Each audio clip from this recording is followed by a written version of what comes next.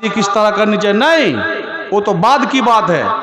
चूंकि आदमी पढ़ेगा तो सारी चीजों को जानेगा, पढ़ेगा नहीं तो सब जाहिल रहेगा, उसको कुछ भी मालूम नहीं होगा। इसलिए अल्लाह रब्बुल आलमीन ने कहा इक़रा बिस्मि रब्बिकल लज़ी खलक़, उस रब के नाम से पढ़ो जिसने पैदा किया। हमारे नबी सल्लल्लाहु अलैहि वसल्लम अनपढ़ थे, उम्मी थे, क्यों थे वो अलग बात है। कहा कि माना बेकारी, मैं पढ़ा हुआ नहीं, मैं कैसे पढ़ूंगा। जिब्रील अमीन ने कस के दबोचा, पढ़ो। फिर कहा मैं पढ़ा हुआ नहीं हूं, मैं पढ़ना नहीं जानता हूं। फिर कस के दबोचा, फिर कहा पढ़ो, नहीं पढ़ना नहीं जानता। चौथी बार, तीसरी बार दबोचने के बाद चौथी बार खुद बता रहे हैं कि इक़रा बिस्मि रब्बिकल लज़ी खलक़ खलक़ल इंसान मिन अलक़, उस रब के नाम से पढ़ो जिसने पैदा किया। और सारी चीज़ों को पैदा करने के बाद एक ख़ास स्पेशल एक मखलूक का नाम लिया, खलक़ल इंसान मिन अलक़, उस रब के नाम से पढ़ो जिसने इंसान को अलग से पैदा किया।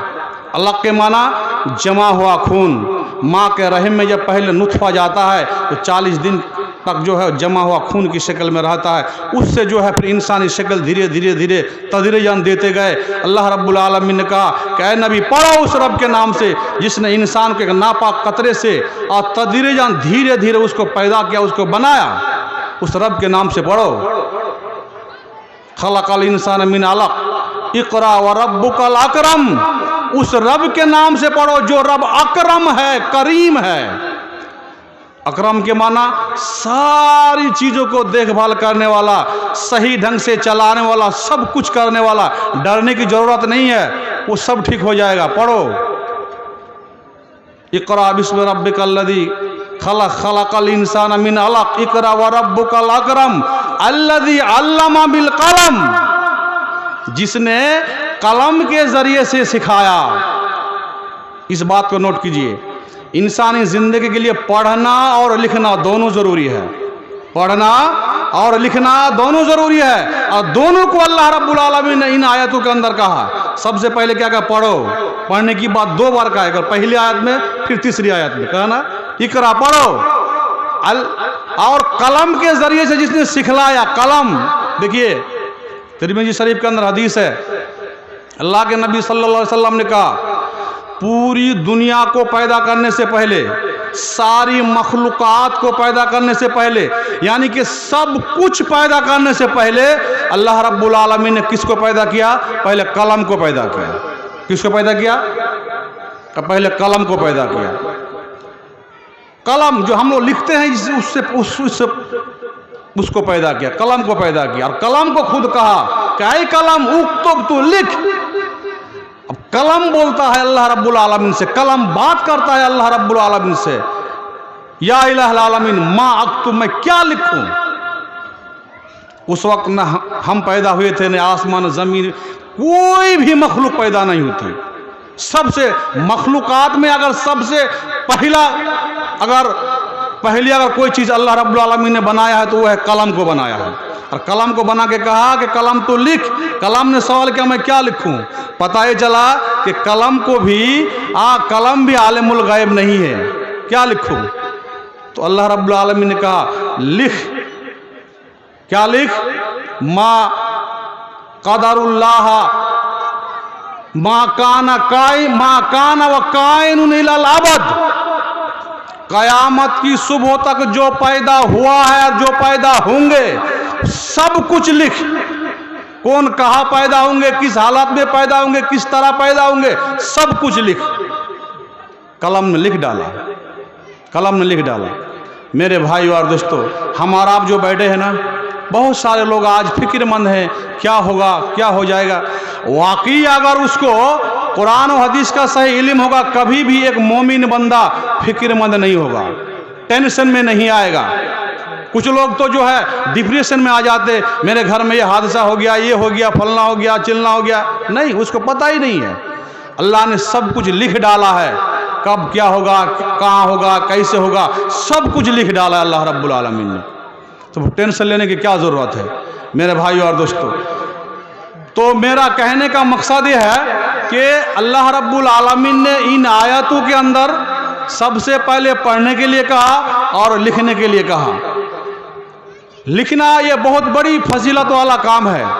अल्लाह रब्बुल आलमीन ने खुद कुरान में कहा कतबना लहू फिल अलवाह, हजरत मूसा अलैहिस्सलाम को जो अलवाह जो तख्ती में लिखकर उनकी शरीयत दिए थे, अल्लाह ने खुद अपने हाथ से लिख के दिए थे। लिखने की क्या जरूरत थी अल्लाह रब्बुल आलमीन को? अल्लाह चाहे तो वो कुन फयाकुन हो सकता था ना, हो जाता, सब कुछ हो जाता। फिर भी अल्लाह ने अपने हाथ से लिखा और लिखने के बाद हजरत मूसा अलैहिस्सलाम को शरीयत दी। अगर ना लिखे होते तो आज हमारे पास कुरान मजीद इस हालात में नहीं होते, बुखारी शरीफ नहीं होते, मुस्लिम शरीफ नहीं होते। इन्होंने लिखा तभी तो आज हमारे पास मौजूद है। इसलिए शरीयत को समझने के लिए, पूरी ज़िंदगी का मकसद को समझने के लिए जितना पढ़ना ज़रूरी है उतना लिखना ज़रूरी है। मेरे भाई और दोस्तों, आज हमारे समाज में ये दोनों चीज़ गायब है। 1400 साल पहले अल्लाह रब्बुल आलमीन ने कुरान करीम हम लोगों को दिया। बताइए आज हमारे गांव समाज में इतना करप्शन क्यों है? हलाल और हराम का तमीज़ क्यों नहीं है? अदाब और तहजीब का तमीज़ क्यों नहीं है? बाप बेटे में कोई रब्त ज़ब्त नहीं है, एक दूसरे को हुकूक को नहीं पहचानते हैं। आखिर वजह क्या है? वजह यही है कि हमने पढ़ना लिखना बंद कर दिया। जो हमारा मॉडल बुक है, जिसको अल्लाह रब्बुल आलमीन ने हम लोग क़यामत की सुबह तक के लिए हम लोग को दिया है, उस बुक को हम लोग नहीं जानते हैं। और सबसे मज़े की बात यह है, कुछ लोग अगर नमाज भी पढ़ते हैं, वैसे तो हमारे गाँव का आज अगर सर्वे करेंगे तो 95% नमाजी नहीं होंगे। 5% भी, अगर 2% भी कहीं अगर है तो वो नमाज जो पढ़ते, नमाज में क्या पढ़ते हैं उसको भी पता नहीं है। क्या पढ़ते उसको खुद ही पता नहीं है। सिर्फ आलिम दीन और कुरान के जो हाफिज़ हैं, यही लोग कुरान को किसी तरह, ये लोग कुरान को सही से पढ़ते हैं, तलफ़्फ़ुज़ के साथ, मखरज के साथ। बाकी लोग तो सिर्फ आलम तालमुन चलता है। अब बताइए, क्या अगर कुरान को सही तरीके से अगर हम नहीं पढ़ेंगे तो नमाज होगी, इबादत होगी? मेरे भाइयों और दोस्तों, एक 60 साल के आबिद से मैंने पूछा, कई बार चिल्ला लगा चुके हैं ऐसे लोगों से मैंने पूछा, माशाल्लाह आप कुरान मजीद पढ़ते हैं, बताइए जो सूरा पढ़े बगैर नमाज नहीं होगी, सूरा फातिहा, इसका तर्जुमा तो सुनाइए, तो सही से पढ़ के सुनाइए। तो कुछ भी नहीं है, बोलता कि मालूम नहीं है उनको, सूरा फातिहा का तर्जुमा मालूम नहीं है।